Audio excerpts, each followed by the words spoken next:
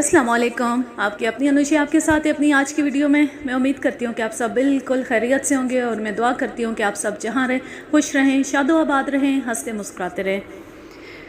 ہم پڑھ رہے ہیں نمرہ احمد کا ناول حالم، اور اس کا 5th پارٹ آج میں آپ کو سنانے لگی ہوں۔ تو چلیں شروع کرتے ہیں۔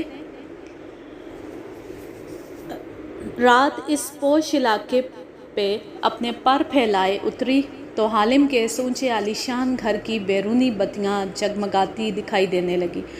لاؤنج میں البتہ اندھیرا تھا، صرف بڑی سی ٹی وی سکرین چمک رہی تھی جس کے سامنے وہ دونوں صوفے پہ بیٹھی تھیں۔ داتن نے سیاہ کھلا لباس پہن رکھا تھا اور ٹانگوں کی کینچی بنا رکھی تھی۔ گود میں پاپ کارن کا پیالہ تھا جس سے وہ بنے ہوئے تازہ خستہ پاپ کارن نکال کر منہ میں ڈال رہی تھی۔ نظریں اسکرین پہ جمی تھیں جہاں ایک مالے گیم شو چل رہا تھا۔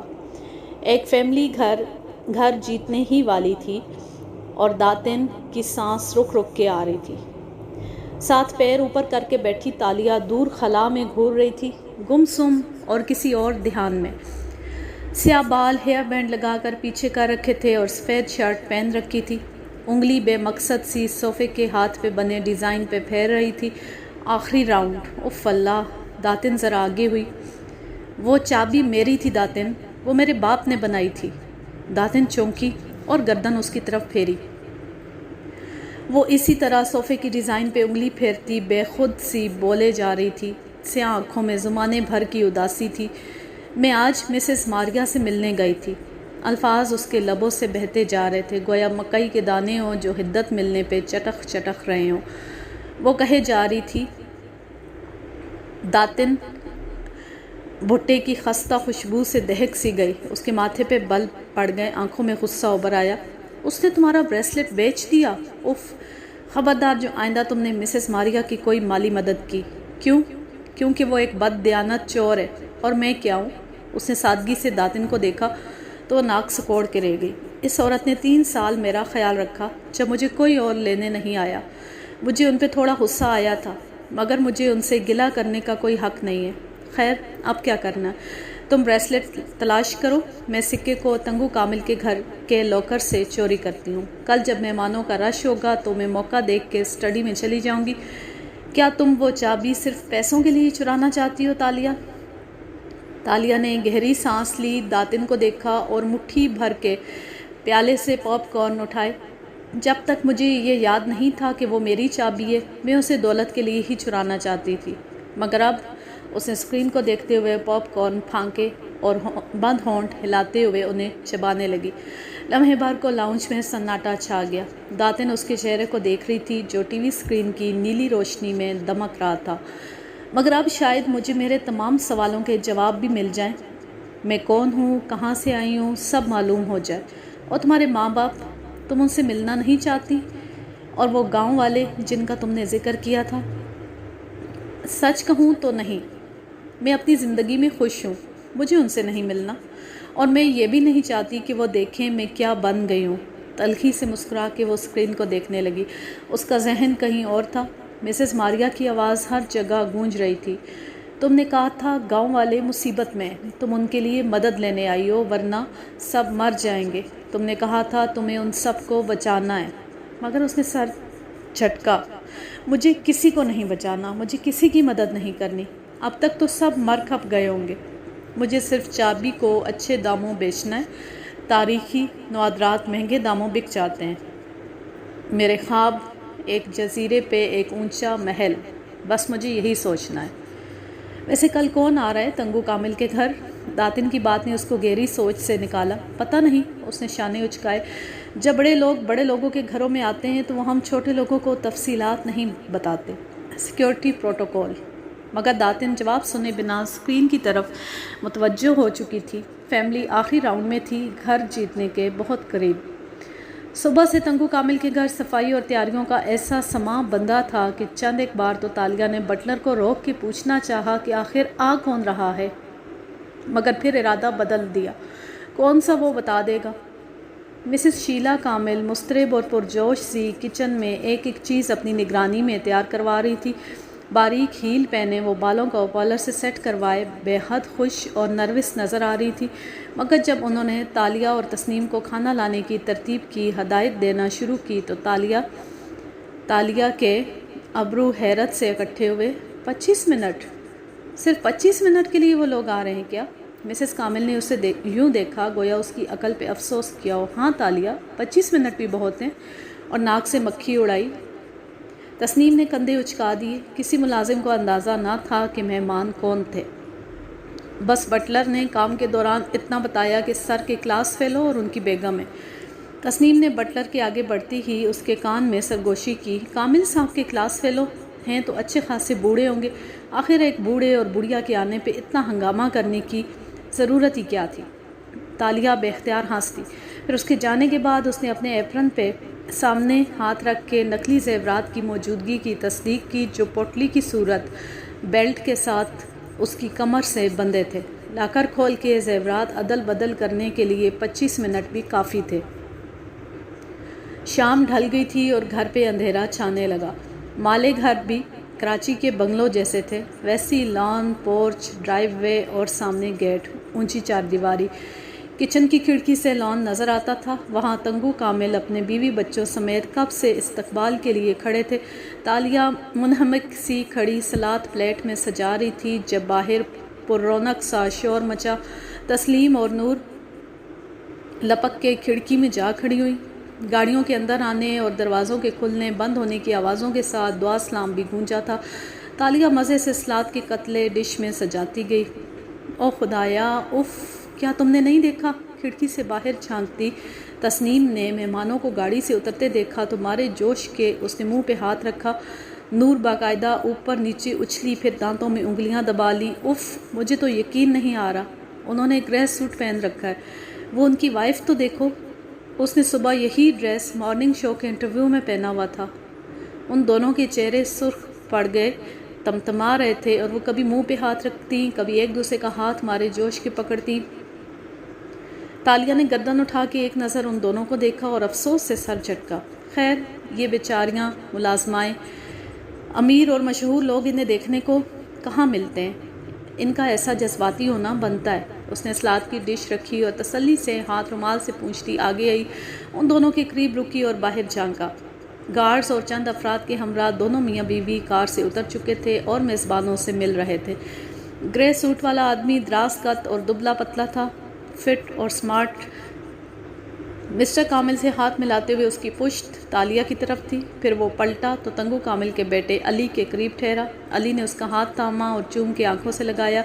یہ مالے لوگوں کا بڑوں سے ملنے کا طریقہ تھا، اور تب تالیہ نے اس آدمی کا چہرہ دیکھا۔ ہاں، اس نے بے اختیار ہونٹوں پہ ہاتھ رکھا، آنکھیں شوق سے پھیل گئیں، سانس اٹک اٹک گئی اور رنگت گلابی پڑنے لگی۔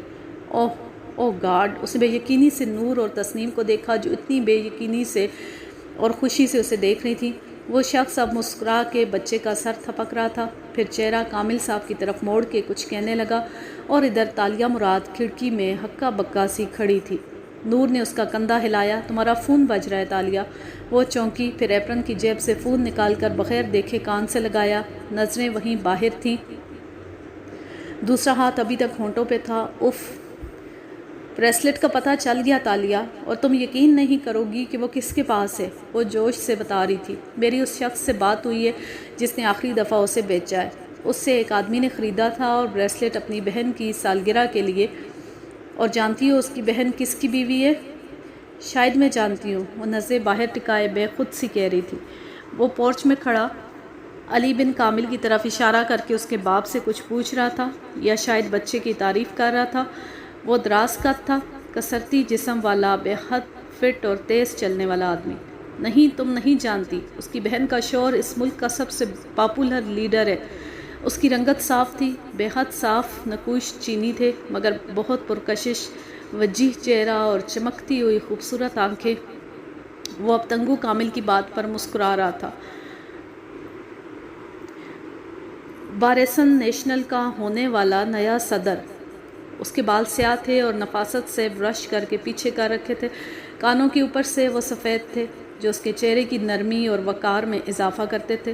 وہ 48 برس کا تھا، مگر اپنی فٹنس اور جوان نظر آتے چہرے کے باعث عمر سے 10-15 برس کم دکھائی دیتا تھا۔ ہمارے ملک کا اگلا وزیر اعظم وان فاتح رامزل، اس کے گھر ہے تمہارا بریسلٹ تالیہ۔ بے یقین سی تالیہ ہنوز باہر نظریں جمائے کھڑی تھی۔ دونوں ملازمائیں باہر بھاگ چکی تھی، اور اگر میں تمہیں یہ کہوں داتن کہ وان فاتح بن رامزل اس وقت میرے سامنے کھڑا ہے تو کیا تم یقین کرو گی؟ وہ بے خودی کے عالم میں کہہ رہی تھی۔ دوسری طرف داتن نے گہری سانس بھری تھی۔ تالیہ، میں جانتی ہوں اس کا نام سن کر تم صدمے اور فین مومنٹ کی ملی جلی کیفیت میں ہو، اس لیے کوئی بات نہیں، ٹھنڈا پانی پیو اور پھر لاکر کی طرف جاؤ، بریسلٹ کا ابھی نہ سوچو۔ اس کے الفاظ نے کوئی بلبلا سا پھاڑ دیا تھا۔ تالیہ کے ماتھے پہ بل پڑے۔ چپ کرو موٹی کالی مرغی، وہ جل کر بولی اور فون بند کر کے جیب میں رکھا۔ پھر کھڑکی سے باہر جھانکا تو پورچ اب خالی تھا۔ یقیناً مہمانوں کو لے کر میزبان اندر ڈرائنگ روم میں چلے گئے تھے۔ اس نے بے قراری سے کچن کے دروازے کو دیکھا۔ سب ملازم مہمانوں کے آگے پیچھے بھاگ چکے تھے۔ وہ جائے یا نہیں؟ اس نے گہرے گہرے سانس لے کر خود کو کمپوز کرتے ہوئے فین مومنٹ سے نکلنے کی کوشش کی۔ کندھے اچکائے اور سینے پہ بازو لپیٹ کر وہیں کاؤنٹر سے ٹیک لگا کر کھڑی ہو گئی۔ میں نہیں جاؤں گی۔ میں کوئی باقی لوگوں کی طرح فاتح رامزل کی اتنی بڑی فین تھوڑی ہوں جو اپنے ذاتی وقار اور خود اعتمادی کو پس پش ڈال کر چھوٹے لوگوں کی طرح سیلیبریٹی کے آگے پیچھے بھاگتی پھروں۔ وہ اسی طرح اکڑ کے کھڑی رہی، چند سانسیں لی، پھر ایک دم بازو نیچے گرائے اور باہر کو بھاگی۔ مٹی ڈالو وقار اور اعتماد پہ، وہ فاتح رامزل ہے، اف دی فاتح رامزل۔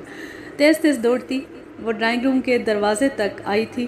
چہرہ خوشی سے گلابی ہو کر تمتمانے لگا۔ ملازمائیں وہاں پہلے سے کھڑی پرجوش سی سرگوشیاں کر رہی تھیں۔ وہ دھڑکتے دل کے ساتھ ان کے پاس آ رکی۔ دروازہ کھلا ہوا تھا، مگر یہاں سے صرف کامل صاحب اور مسز کامل بیٹھے نظر آتے تھے، مہمان نہیں۔ تبھی بٹلر باہر نکلا اور سخت لہجے میں تالیہ کو مخاطب کیا، جوس تم سرو کرو گی؟ جلدی۔ اس کی رنگت مزید گلابی پڑ گئی، جھٹ سر ہلایا اور کچن کی طرف بھاگی۔ جلدی جلدی ٹرے لگائی اور ڈرائنگ روم تک آئی۔ دروازے پہ لگے بیضوی آئینے میں اپنا عکس دیکھا۔ سائڈ کی مانگ نکال کر بالوں کو کس کر جوڑے میں باندھے وہ سرمئی سفید یونیفارم میں ملبوس تھی۔ چہرہ دھلا دھلایا اور آنکھیں سبز تھیں۔ وہ زیادہ اچھی نہیں لگ رہی تھی۔ اف خیر ہے، اس نے سر جھٹکا اور اندر داخل ہو گئی۔ ڈرائنگ روم میں تیز اے سی چل رہے تھے، مگر اس کے ہاتھوں پہ پسینہ آ رہا تھا۔ ٹھنڈے ماحول کو زرد لیمپس کی روشنیوں نے مزید مسحور کن اور پرفسوں بنا رکھا تھا۔ میزبان جوڑے کے علاوہ مہمان جوڑا اور 3 افراد بیٹھے تھے۔ فاتح رامزل سامنے والے صوفے پہ موجود تھا، ٹانگ پہ ٹانگ جمائے، ایک بازو صوفے کی پشت پہ پھیلائے۔ وہ مدھم مسکراہٹ کے ساتھ چہرہ ذرا موڑے کامل صاحب کی بات سن رہا تھا۔ برابر میں اس کی بیوی بیٹھی تھی۔ اس کے بال بھورے سرخ ڈائی تھے اور ہاف باندھ رکھے تھے۔ وہ بالکل سپاٹ چہرہ لیے ہوئے تھی، آنکھیں بے جان تھیں۔ وہ دونوں ٹرے اٹھائے آتی ملازمہ کی طرف متوجہ نہیں تھے۔ تالیہ باری باری سب کے پاس رک کر جوس پیش کرنے لگی۔ سوری، میں آپ کی بات کاٹ رہی ہوں، جذباتی سی مسز کامل نے اپنے شوہر کی بات ٹوکتے ہوئے مسکرا کے کہا۔ مگر وان فاتح رامزل اور مسز رامزل، آپ دونوں کا ایک دفعہ پھر شکریہ کہ آپ نے ہمارے گھر کو رونق بخشی۔ مائی پلیئر، وہ بھاری مسکراتی آواز میں بولا تھا۔ تالیہ کی اس طرف پشت تھی۔ یہ آواز، یہ شخص، یہی تھا اس کے خواب میں۔ میرے ساتھ رہو، میرے ساتھ رہو۔ اسے سر جھٹکا اور جھک کے اگلے صاحب کے سامنے ٹرے کی۔ کیا یہ درست ہے سر کہ آپ استعفیٰ دے رہے ہیں اور واپس امریکہ شفٹ ہو رہے ہیں؟ ہم نیوز میں سنتے رہتے ہیں۔ کامل صاحب کے سوال پہ تمام نظریں فاتح رامزل کی جانب اٹھی تھیں۔ وہ جواباً کھنکارا، دیکھو تنگو کامل، بات یہ ہے کہ فاتح بن رامزل جیسا انسان جو 2 دفعہ امریکہ میں اسٹیٹ اٹارنی کا الیکشن لڑ کے منتخب ہوا تھا اور جس کے زمانے میں اسٹیٹ اٹارنی آفس میں پراسیکیوشن کا ریکارڈ مثالی رہا تھا، اور جو 15 سال پہلے امریکی شہریت چھوڑ کے صرف مالے قوم کے لیے واپس آیا تھا، اس آدمی کو اتنی لمبی سٹرگل کے بعد اگر بارسن پارٹی کا صدر منتخب ہونے کے لیے اور فنڈز حاصل کرنے کے لیے بادشاہ کے محل میں ہر روز ماتھا ٹیکنا پڑے جیسے وہ عظیم بدھا ہو اور میں ایک پجاری، تو نہیں، فاتح یہ نہیں کرے گا۔ مجھ سے یہ منافقت نہیں ہوتی، کیونکہ ہمارے بادشاہ اور ہمارے وزیر اعظم دونوں کو اس وقت جیل میں ہونا چاہیے۔ ہاں، میں جیل میں ان دونوں کو ہر ہفتے وزٹ کرنے کے لیے تیار ہوں۔ اس بات پہ کہکا پڑا تھا۔ مگر فاتح رامسل نے سوال کا جواب نہیں دیا۔ وہ سوچتے ہوئے اسپاٹ چہرہ بنائے اب بڑے صوفے تک آ رکی تھی۔ فاتح رامسل کے ایک طرف سے جھک کے ٹرے پیش کی، کپکپاتی پلکیں اٹھا کے اس کا چہرہ دیکھا۔ وہ تنگو کامل کو دیکھ رہا تھا مسکرا کے، ایک شان بے نیازی سے۔ تالیہ کھڑی رہی تو مسز فاتح نے ایک نظر اسے دیکھ کے ہاتھ سے نفی کا اشارہ کیا۔ وہ یہ جوس نہیں پیتے۔ تالیہ آگے بڑھ گئی، دل بجھ سا گیا تھا۔ باہر جا کر وہ وہیں دروازے کی اوٹ میں ٹھہر گئی۔ مسز کامل کہہ رہی تھی، لیکن آپ ایک ممبر پارلیمنٹ ہیں سر، کیا آپ واقعی استعفیٰ دے رہے ہیں؟ تنگو شیلا، وہ ہر ایک کو اس کے فرسٹ نیم سے پکارا تھا۔ میں سیاست میں طاقت یا دولت حاصل کرنے نہیں آیا تھا۔ فاتح بن رامسل ایک ڈریمر ہے، ایک ویژنری جو ایک بہتر ملائیشیا کا خواب دیکھتا ہے۔ مگر مال قوم کا اس وقت سب سے بڑا مسئلہ یہ ہے کہ ہماری رولنگ پارٹی اتنی بھاری اکثریت سے منتخب ہوتی آ رہی ہے کہ پارلیمنٹ میں اس کی کوئی اپوزیشن ہی نہیں رہ گئی۔ کوئی بھی جمہوری گورنمنٹ تب تک صحیح کام نہیں کر سکتی جب تک اس کے خلاف اپوزیشن نہ ہو۔ زندگی کے ہر مقام پہ یہ مخالفت ہوتی ہے جو ہم سے ہماری اصلاح کرواتی ہے اور ہم بہتر کام کرتے ہیں۔ اگر بارسن پارٹی ایک اچھی اپوزیشن نہیں بننا چاہتی، اگر پارلیمنٹ خود کو مضبوط نہیں کرتی، تو اخلاقی طور پہ پارٹی صدر بننے یا ممبر پارلیمنٹ رہنے کا کوئی جواز نہیں رہ جاتا۔ باہر کھڑی تالیہ مسکرا دی۔ اس نے پھر سے استعفے کا جواب نہیں دیا تھا۔ سیاستدان! دفتن اس نے گھڑی دیکھی، 10 منٹ گزر چکے تھے، 15 رہتے تھے۔ ایک بے قرار نظر ڈرائنگ روم پہ ڈال کے وہ چپکے سے وہاں سے کھسک گئی۔ اسٹڈی کی بتی اس نے نہیں جلائی، پینسل ٹارچ جلا کر آگے آئی، لاکر کے سامنے پنجوں کے بل بیٹھی اور لاکر پہ لگا گول چکر آہستہ آہستہ گھمانے لگی۔ چند ایک کلک ہوئے، پھر دروازہ کھٹ سے کھل گیا۔ اس نے پوٹلی نکالی اور لاکر کھول کے زیورات کے ڈبے باہر نکالنے لگی۔ ایک دم وہ ٹھٹک گئی، ادھر ادھر ہاتھ مارا، سکے والا باکس غائب تھا۔ اوہ نو! تالیہ نے پریشانی سے سارا لاکر کھنگال دیا، مگر وہ وہاں نہیں تھا۔ اس نے بے بسی بھرے غصے سے زیورات کو عدل بدل کیا، لاکر بند کیا، اصل زیورات یونیفارم میں چھپائے اور باہر نکل آئی۔ اب کہ اس نے نور اور تسنیم کو کھانا سرو کرنے دیا اور خود کان لگا کر دروازے کے باہر کھڑی ہو گئی۔ بٹلر نے گھورا بھی، مگر اس نے چہرے پہ مسکینیت طاری کر کے پلکیں 2 بار چھپکائی تو وہ ہنکارا بھر کے آگے بڑھ گیا۔ اندر گفتگو کا رخ ملائیشین پارلیمنٹ میں زیر بحث توہین رسالت بل کی طرف مڑ گیا تھا۔ فاتح رامسل کے ساتھ آئے افراد اس بارے میں اظہار خیال کر رہے تھے۔ میرا خیال ہے 3 سال کی قید یا بھاری جرمانے والی سزا کسی بھی دین کی توہین کرنے پہ درست ہے۔ نہیں، میرا خیال ہے اس میں ترمیم ہونی چاہیے اور اس کو سزائے موت میں تبدیل ہونا چاہیے تاکہ مثالیں سیٹ کی جا سکیں۔ مسٹر کامل اور دوسرے افراد باری باری اپنی رائے دے رہے تھے۔ تالیہ نے کان مزید زور سے دروازے کے ساتھ لگایا۔ اسے کافی دیر سے فاتح بن رامسل کی آواز نہیں سنائی دی تھی۔ آپ کا کیا خیال ہے سر؟ تالیہ نے پردے کی اور سے جھانکا۔ وہ نگاہیں کامل صاحب پہ جمائے مسکرا رہا تھا، پھر گہری سانس لی۔ میرا ایک دوست تھا اسکول میں، بدھسٹ تھا اور مجھے بہت پسند تھا، مگر میرے والد کو وہ بہت برا لگتا تھا۔ ان کا خیال تھا کہ وہ مجھے بگاڑ دے گا۔ وہ اس کی عزت نہیں کرتے تھے، باوجود اس کے کہ اس سے کبھی نہیں ملے تھے۔ میں ہر روز ان سے بحث کرتا تھا کہ میں اس کی دوستی سے نہیں بگڑوں گا، مگر کوئی فائدہ نہیں ہوتا تھا، وہ کہہ رہا تھا اپنی ٹھنڈی، بھاری اور پرسکون آواز میں، اور سب سن رہے تھے۔ پھر ایک دن مجھے احساس ہوا کہ میرے والد جب اسے جانتی ہی نہیں تو وہ اس کی عزت کیسے کریں گے۔ تب میں نے ان کو اپنے دوست کی خوبیوں کے بارے میں بتانا شروع کیا۔ تنگو کامل، میں نے ان کو بتایا کہ انسان ایک مکمل پیکج ہوتا ہے، اس میں خوبیاں بھی ہوتی ہیں، خامیاں بھی، اور اگر ہم کسی کو اس کے ویکسٹ لنک سے جج کرتے ہیں تو ہم بہت برے جج بن جاتے ہیں۔ لیکن رسول اللہ صلی اللہ علیہ وآلہ وسلم وہ انسان ہیں جن کے اندر صرف خوبیاں اور اچھائیاں تھیں۔ ان کے گستاخ کو ہر وہ سزا ملنی چاہیے جو شریعہ نے مقرر کر رکھی ہے۔ علماء کو اس بارے میں کھل کے بولنا چاہیے اور مال پارلیمنٹ کو پراپر قانون سازی کرنی چاہیے، اور جو بھی سزا قرآن و سنت کے مطابق ہے وہ دی جائے، مثالیں سیٹ کی جائے۔ لیکن وہ رکا۔ تالیہ نے گردن مزید اوپر کی۔ وہ انہی پرسکون آنکھوں سے ان سب کے چہرے دیکھ رہا تھا۔ لیکن کوئی بھی ایول صرف سزا دینے سے ختم نہیں ہو سکتا۔ یہ دنیا ہمارے نبی صلی اللہ علیہ وآلہ وسلم کی دل سے رسپیکٹ تب کرے گی جب ہم ان کو بتائیں گے کہ وہ کون تھے۔ سزا دینا، چیخنا چلانا آسان ہے، یہ جلدی ہو جاتا ہے۔ زیادہ مشکل کام ہے نبی صلی اللہ علیہ وآلہ وسلم کے لیے اپنی زندگیوں سے مسلسل وقت نکالنا اور اپنی توانائی کو دنیا تک ان کی اصل شخصیت سامنے لانے کے لیے خرچ کرنا۔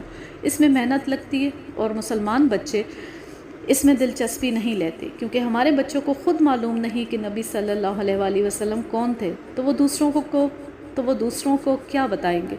توہین اس لیے ہوتی ہے کیونکہ ہم اپنی جاب ٹھیک سے نہیں کر رہے، ہم دنیا کو رسول اللہ صلی اللہ علیہ وآلہ وسلم کے بارے میں نہیں بتا پائے، ان کے قصے نہیں سنا سکے۔ بنیادی طور پر یہ دو قسم کے لوگ توہین کرتے ہیں، ایک وہ جو لا علم ہے اور ایک وہ جو شرانگیز ہیں اور جان کے ایسا کرتے ہیں۔ لیکن جس دن ہم اپنی جاب کرنا شروع کریں گے، اندھیرے میں دیے جلانے لگیں گے، تو لا علم لوگ ہمارے رسول اللہ صلی اللہ علیہ وآلہ وسلم سے واقف ہوں گے اور وہ خود ہر شرانگیز کے خلاف ہماری ڈھال بن جائیں گے۔ سزائیں لازمی دیں، مگر میری قوم کو خود بھی اس فتنے کو کم کرنے کے لیے توانائی خرچ کرنی پڑے گی۔ میں جس ملائیشیا کا خواب دیکھتا ہوں، وہاں ہمیں مال قوم کو میڈیا کے ذہنی شکنجے سے نکال کر اپنی سوچ کو آزاد کرنا سکھانا ہوگا۔ آپ خوابوں پہ یقین رکھتے ہیں؟ وان فاتح، مسز شیلا قدرے نروس سی مسکراہٹ کے ساتھ بولی۔ مطلب برے خوابوں پہ؟ جیسے میری دوست نے میرے بارے میں خواب دیکھا۔ تالیہ نے بے اختیار دل کو تھام لیا۔ تنگو کامل نے آنکھوں ہی آنکھوں میں اپنی بیوی کو ٹوکا۔ یہ مناسب موقع نہیں ہے۔ مگر وہ فاتح رامزل کے آنے کی خوشی اور اپنی پریشانی میں گھری کہتی گئی، اس نے دیکھا کہ میرے ہاتھوں میں چاول ہیں جو ایک دم راکھ بن جاتے ہیں۔ آپ دوسری قسم کے خواب دیکھتے ہیں، مگر ایسے خوابوں کا کیا مطلب ہو سکتا ہے؟ تالیہ کے گردن کے بال تک کھڑے ہو گئے، کان مزید دروازے سے لگائے۔ ڈرائنگ روم میں خاموشی چھا گئی۔ پھر فاتح نے گہری سانس لے کر کندھے اچکائے۔ خوابوں میں ہر چیز علامتی ہوتی ہے، اس کا وہ مطلب نہیں ہوتا جو نظر آتا ہے۔ کیا آپ کے ہاں بچے کی پیدائش متوقع ہے تنگو شیلا؟ میزبان میاں بیوی سن سے رہ گئے، ایک دوسرے کو دیکھا، پھر فاتح کو۔ جی، مگر ہمیں خود چند دن پہلے معلوم ہوا ہے۔ آپ کو کیسے؟ چاول فرٹیلٹی کی علامت ہوتے ہیں۔ ایسا خواب اس لیے آ سکتا ہے تاکہ آپ احتیاط کریں یا پھر کسی متوقع حادثے کے لیے تیار رہیں۔ اس کی بات میں ایسی ٹھنڈک تھی کہ مسز کامل کی ریڑھ کی ہڈی میں ٹھنڈی لہر دوڑ گئی۔ دروازے سے لگی تالیہ بھی شل کھڑی رہ گئی۔ فاتح کی بیوی نے بے اختیار تادیبی نظروں سے اسے گھورا تھا، جیسے کہہ رہی ہو کہ اسے ایسی بات اتنے عام انداز میں نہیں کہنی چاہیے تھی، مگر وہ کسی بھی جذباتی پن سے آری، ٹھنڈا، پرسکون سا بیٹھا تھا۔ اسرا رامزل پہلی دفعہ بولی، کاش ہمیں بھی آریانہ کو کھونے سے پہلے کوئی خواب آ جاتا تو ہم اس روز چیئر لفٹ پہ نہ جاتے۔ اس کے لہجے میں تلخی تھی۔ آریانہ، اچھا، ان کی بیٹی جو کئی سال پہلے کھو گئی تھی۔ تالیہ کو ان کے انٹرویو میں کئی دفعہ کی دہرائی گئی بات یاد آئی تو اس نے اندر جھانکا۔ فاتح رامزل کا چہرہ سامنے نظر آ رہا تھا، اس پہ کوئی تاثر نہیں ابھرا تھا، وہی ٹھنڈا مسکراتا وجیح چہرہ، مگر وہ اطرافاً سر ہلا کے بولا تھا، ہاں، وہ بڑا کٹھن وقت تھا۔ خیر، اس نے کندھے اچکا کے گہری سانس لی۔ بٹلر نے اس کے سر کی پشت پہ چپت لگائی تو وہ چونکی۔ تمہارا کچن میں کام پڑا ہے، اندر جاؤ۔ اس نے حکم صادر کیا تو وہ منہ بنا کے آگے بڑھ گئی۔ کام کیا خاک کرنے تھے؟ وہ کچن کے دروازے میں کھڑی ہو گئی۔ چند منٹ گزرے اور آوازیں آنے لگی، وہ وہیں جمی رہی۔ وہ لوگ اب راہداری میں آ چکے تھے اور باہر جا رہے تھے، مگر کسی وجہ سے ٹھہر گئے۔ تالیہ نے سر نکال کے دیکھا تو برف کا بت بن گئی۔ علی بن کامل اپنے مہمان کو تحفہ پیش کر رہا تھا اور وہ تحفہ، تالیہ کی سانس اٹکنے لگی۔ وہ وہی شیشے کا باکس تھا جس میں سنہری سکہ رکھا تھا۔ فاتح نے مسکرا کے بچے سے باکس لیا۔ علی کامل اب اس سے منسلک کہانی سنا رہا تھا، مگر فاتح رامزل نے باکس کھولا اور سکہ نکال کے اوپر اٹھا کے دیکھا، دونوں اطراف پلٹائیں۔ ویسے یہ اوریجنل نہیں ہے۔ اوریجنل میں ایک طرف نصیر مند دنیا والدین لکھا ہوتا ہے، مگر آئی لائک اٹ۔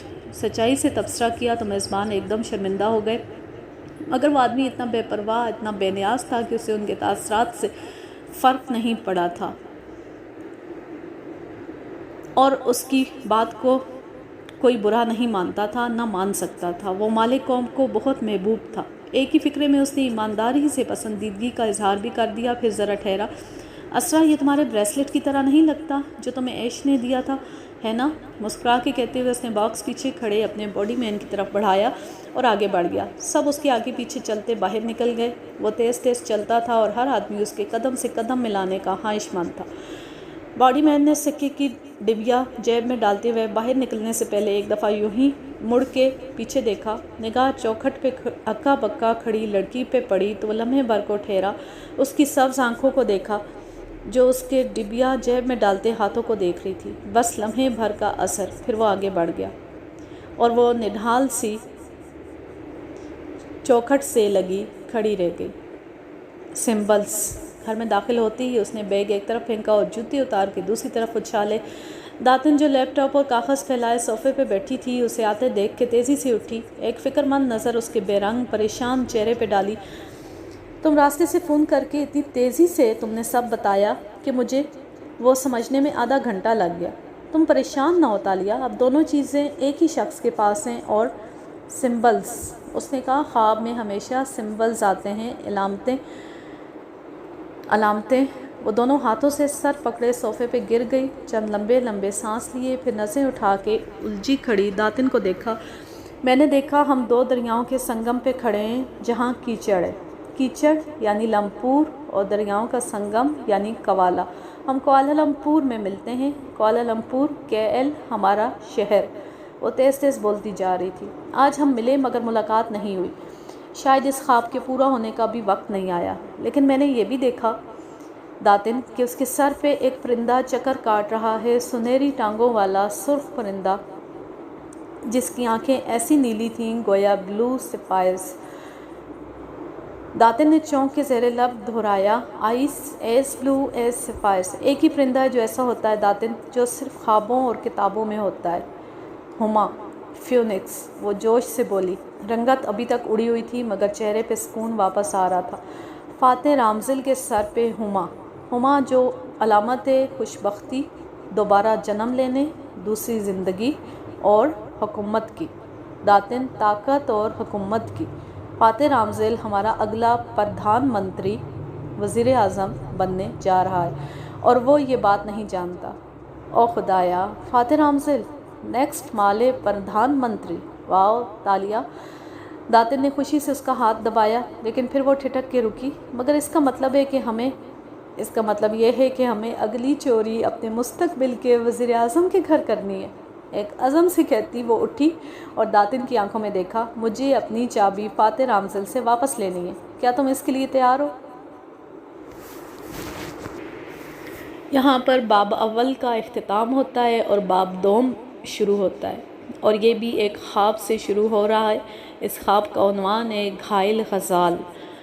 उसने ख्वाब में देखा कि सुनहरे बालों वाली लड़की दो दरियाओं के संगम पे खड़ी है। बारिश इसी तरह बरस रही है। सुर्ख परों वाला परिंदा सामने खड़े शख्स के सर पे चक्कर काट रहा है। वो शख्स जो बारिश में भीगता जा रहा है और टाई नोच के फेंक चुका है, और अब वो हाथ में कीचड़ से लथड़ी चाबी लिए उसे देख रहा है। फिर वो हाथ पीछे कर लेता है और चाबी अपनी जेब में डाल लेता है और गर्दन उठा के देखती है तो नीली आंखों वाला सुर्ख सुनहरा परिंदा फाते के सर से गुज़र के बाईं तरफ आ रहा है। वो चौंक के बाईं जानिब देखती है तो वहाँ एक नौजवान खड़ा है।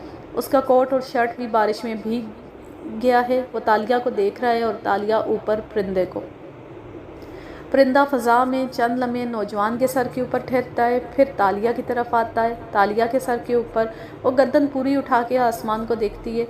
हुमा उसके सर से कई फुट ऊपर अपने पर फैलाए गुज़र जाता है। उसके सर के ऊपर से ऐन ऊपर से। मेरे साथ रहो, तुम्हें मेरी ज़रूरत है और मुझे तुम्हारी। वो आवाज़ पे चौंकती है। सामने खड़ा बारिश में भीगा फाते उसे पुकार रहा है। वो बिदक के पीछे हटती है, मुड़ती है और दौड़ने लगती है, मगर एक फंदा सा उसके टखने में जा पड़ता है, रस्सी का फंदा। तालिया रपट के गिरती है। उसके लिबास और चेहरे पे कीचड़ लग जाता है। हथेलियों के बल उठते हुए वो मुड़ती है तो एक दूसरा फंदा उसकी गर्दन में आ पड़ता है। वो बदिक्कत खड़ी होती है। अपनी जगह खड़े फाते की गर्दन में भी ऐसा ही फंदा है। वो हरासा नज़रों से बाईं जानिब देखती है तो नौजवान घुटनों के बल गिरा पड़ा है और उसकी गर्दन भी रस्सी से कसी हुई है। तालिया। दातिन ने उसका कंधा हिलाया तो उसने चौंक के आंखें खोली। वो रोशनियों में नहाए लाउंज के सोफ़े पे पैर ऊपर करके बैठी थी। ख्वाब फ़ज़ा में तहलील हो चुका था और वो हाल में वापस आ चुकी थी। तालिया ने गहरी सांस लेके चेहरे से स्याह बादल हटाए और जूड़े में लपेटे। मैं चाय बनाने क्या गई, तुम गाफिल सो ही गई। दातिन गर्मा गर्म चाय का कप लिए सामने आ बैठी और कदरे तफक्कुर से उसे देखा। हालिम इतनी आसानी से गाफिल नहीं होता, बदसूरत मुर्खी। वो आवाज़ को भारी बना के हुर्राई तो दातिन की सारी फिक्रमंदी हवा हो गई। उसकी जगह तरहम और अफसोस ने ले ली। ایک تحقیق کے مطابق کسی سیلیبریٹی کو حقیقت میں دیکھ لینے کے 24 گھنٹے بعد تک دماغ معاف رہتا ہے اور انسان بغیر دماغ کے گھومتا پھرتا ہے۔ اس لیے خیر ہے بچے، میں تمہارا درد سمجھ سکتی ہوں۔ اس نے بھاری ہاتھ سے تالیہ کے کندھے کو تھپکا تو تالیہ کے ماتھے پہ بل پڑے۔ زیادہ اول فول نہ بولو، میں فین مومنٹ سے نکل آئی ہوں اور میں کوئی سو نہیں رہی تھی، میں اس کا خواب دیکھ رہی تھی۔ اف، وہ مجھے بار بار خوابوں میں کیوں نظر آنے لگا ہے؟ چہرے پہ سادہ تاثرات سجاتے ہوئے اس نے کشن اٹھا کے گود میں رکھا اور ہتھیلیوں پہ تھوڑی گرا کے دور چھت کو دیکھنے لگی۔ ہماری ملاقات تو کوالالمپور میں ہو گئی، گدلے پانیوں کے سنگم پہ۔ پھر وہی خواب، وہی ویژن دوبارہ کیوں نظر آ رہا ہے مجھے داتن؟ اب کی دفعہ کیا دیکھا؟ وہ اطمینان سے گھونٹ گھونٹ چائے پیتے ہوئے پوچھنے لگی۔ آج تو وہ ہما میرے سر پہ بھی تھا، پھر کسی نے میری گردن میں پھندا ڈال دیا۔ مجھے لگتا ہے میں پہلے وزیر اعظم بنوں گی، پھر پھانسی چڑھوں گی۔ داتن نے خسیلی شکل بنا کے اسے دیکھا۔ کیا فضول بولے جاتی ہو، عقل سے کام لو۔ عقل، دماغ، دل سب ساتھ چھوڑ گئے میرا داتن پدوکا۔ اس نے پھر سے چھت کو دیکھتے ہوئے آہ بھر کے کہا، میں فاتح رامزل کو اصل میں دیکھ چکی ہوں، میں نے اسے جوس پیش کیا۔ اس نے گلاس اٹھاتے ہوئے میری طرف دیکھا، وہ مسکرایا اور نرمی سے بولا، شکریہ تالیہ، تم بہت اچھی ہو۔ داتن کی آنکھیں حیرت سے پھٹ گئیں۔ اس نے واقعی تمہیں یہ کہا؟ ہاں، وہ تو پہلی ہی ملاقات میں مجھ سے متاثر لگتا تھا، وہ ڈٹائی سے کندھے اکڑا کے بولی۔ داتن نے ستائش سے ابرو اچکائے۔ خیر اب بتاؤ، اس کے گھر چوری کیسے کرنی ہے؟ کیا پلان ہے؟ حالم کے پاس ہمیشہ پلانس ہوتے ہیں۔ پلان نہیں، پلانس، وہ زور دے کر بولی۔ پلان اے، بی اور سی۔ اگر اے فیل ہو جائے تو سی پہ آ جائیں گے، اگر اے فیل ہو جائے تو بی پہ آئیں گے، وہ فیل ہوا تو سی پہ، اور وہ بھی کام نہ کرے تو ڈی سوچ لوں گی۔ اور بیچارہ، اچھا میں سمجھی کہ بی مس ہوا ہے، اس لیے میں نے بی پڑھ دیا، لیکن اس نے بی بولا ہی نہیں تھا۔ پلان اے، اور اگر وہ فیل ہو جائے تو سی پہ آ جائیں گے، اور وہ کام نہ کرے تو ڈی سوچ لوں گی۔ اور بیچارہ بی کیوں نہیں؟ تالیہ کے پلانز ہیں، تالیہ کی مرضی، وہ کندھے اچکا کے بے نیازی سے بولی، اور پھر سے سر صوفے کی پشت سے ٹکا کے خلا میں دیکھنے لگی۔ وہ 50 کا ہونے والا ہے مگر کتنا ینگ لگتا ہے، جب وہ مسکراتا ہے تو اس کا ڈمپل پڑتا ہے۔ تم نے کبھی نوٹ کیا؟ تم 28 سال کی ہو، وہ 48 کا، تمہیں اس کے بارے میں نہیں سوچنا چاہیے۔ داتن اسی سنجیدگی سے بولی، اگر کسی کو اس کے بارے میں سوچنا چاہیے تو وہ میں ہوں۔ تالیہ کو جیسے کرنٹ لگا، بلبلا کے اس نے گردن موڑی، موٹی کالی عورت کو سر سے پیر تک دیکھا۔ تم داتن؟ وہ حیرت اور صدمے سے ہرا بھی نہ سکی۔ ہاں، آخر وہ میری عمر کے قریب ہے۔ داتن اب کے سادگی سے مسکرائی۔ تالیہ نے غصے سے ہونٹ بھینچ لیے۔ اور وہ تمہیں کیوں پسند کرے گا؟ کیونکہ عشق اندھا ہوتا ہے۔ اندھا ضرور ہوتا ہے مگر کلر بلائنڈ نہیں، وہ جل کے بولی تو داتن نے ساتھ رکھا کشن اٹھایا اور کھینچ کے اسے دے مارا۔ اس نے دونوں بازو آگے کر لیے تو وہ ان سے ٹکرا کے نیچے گر گیا۔ خیر، داتن نے خفکی سے چائے کا گھونٹ بھرا اور شانے اچکائے۔ ماڈرن سائنس نے گورا ہونے کے انجیکشن بنا لیے، پتلے ہونے کے پھر بھی نہیں بنائے، وہ اب کے مسکراہٹ دبا کے بولی۔ داتن نے ہاتھ جھلا کے جیسے اس کی بات ہوا میں اڑائی۔ زیادہ خواب مت دیکھو اس کے، وہ تمہارے باپ کی عمر کا ہے۔ ارے ہاں، وہ ٹھہری، آنکھیں چمکی۔ اس کی بیٹی آریانہ بھی تو کھوئی تھی نا، یا مر گئی تھی مگر لاش نہیں ملی تھی۔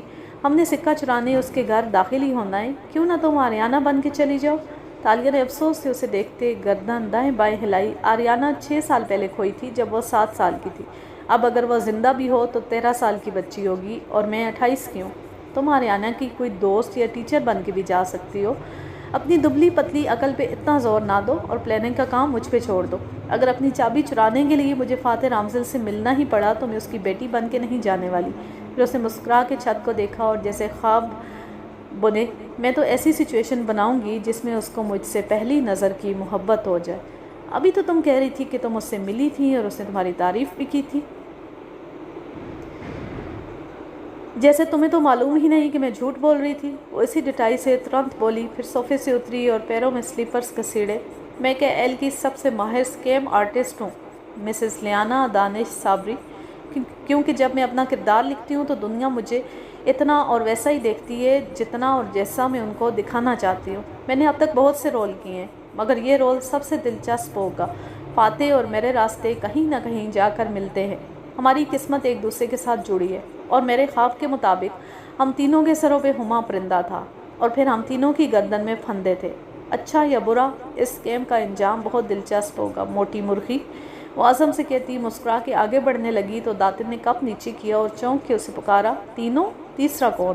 اس سوال پہ وہ بھی ٹھٹکی، جیسے حیرت سے سوچا، ارے ہاں، اس دفعہ جب وہ منظر ذرا آگے چلا تو اس میں ایک تیسرا شخص بھی تھا۔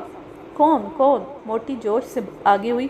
تالیہ نے انگلی ٹھوڑی پہ رکھے آنکھیں اوپر کی، ذرا سا سوچا، میں نے اسے کہیں دیکھ رکھا ہے۔ تالیہ کو کبھی کچھ نہیں بھولتا، مگر اس نے آنکھیں بند کی۔ وہ نوجوان کون تھا؟ یاد نہیں آ رہا۔ یاد کرنے میں ناکام ہوئی تو سر جھٹک کے سیڑھیوں کی طرف بڑھ گئی۔ گڈ نائٹ داتن پدوکا، صبح ملتے ہیں۔ کوشش کرنا کہ میری نیند کی دورانیے میں تم میرے فریج کی ایسی حفاظت کرو جیسے میرے رازوں کی کرتی ہو۔ فکر نہ کرو، وہ چپتی نگاہوں سے اسے دیکھتے ہوئے اونچا سا بولی۔ تالیہ سیڑھیاں چڑھتی گئی تو اس نے جلدی سے کپ رکھا اور موبائل نکال کے اسکرین روشن کی، پھر گردن اٹھا کے احتیاط سے دیکھا۔ تالیہ اب باہر نہیں آنے والی تھی۔ داتن مسکرائی اور جلدی سے گوگل ٹیب میں ٹائپ کرنے لگی، پتلا ہونے کے لیے سرجری، اور فاتحانہ مسکراہٹ کے ساتھ گو بٹن دبا دیا۔ آج کے لیے بس اتنا ہی۔ اب لیتی ہوں آپ سے اجازت۔ جہاں رہیں خوش رہیں، شاد و آباد رہیں، ہنستے مسکراتے رہیں۔ اللہ حافظ، اللہ نگہبان۔